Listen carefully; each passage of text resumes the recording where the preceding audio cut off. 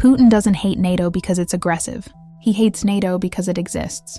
Because NATO is the one thing on this planet that tells him no, and means it. See, Putin grew up marinating in humiliation. A KGB man watching the Soviet Union collapse like a rotten stage prop, watching countries he thought were owned, controlled, entitled to obedience, walk the fuck away.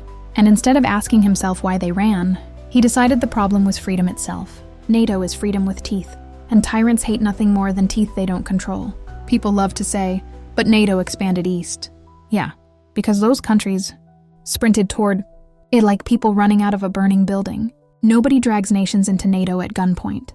They knock, they beg, they plead, because they know exactly what Russian protection looks like. Corruption, intimidation, stolen futures, mass graves. Putin didn't want to join NATO like a grown adult joins a rules-based alliance. He wanted to infect it. He wanted special treatment. Veto power, a seat without accountability, power without transparency, protection without democracy. And when Clinton and NATO said no, you don't get to sabotage the fire department from inside the building, that was it. That was the psychic break. From that moment on, NATO stopped being an obstacle. It became the enemy. Because NATO doesn't just block tanks, it exposes lies. It proves Russia isn't feared because it's strong. It's feared because it's abusive. It proves smaller countries don't need empires to survive. They need cooperation. It proves Putin's entire worldview, that domination is destiny, is bullshit. That's the real crime NATO committed. He knows he can't beat NATO head-on. He's not stupid. Disinformation, election interference, funding extremists, weaponizing energy, cyber attacks, convincing Americans that alliances are weakness. Every time NATO hesitates, he smiles. Every time a Western politician calls it obsolete, he cheers. Every time Americans argue about whether defending allies is worth it, he wins. Ukraine isn't the goal. Ukraine is the message.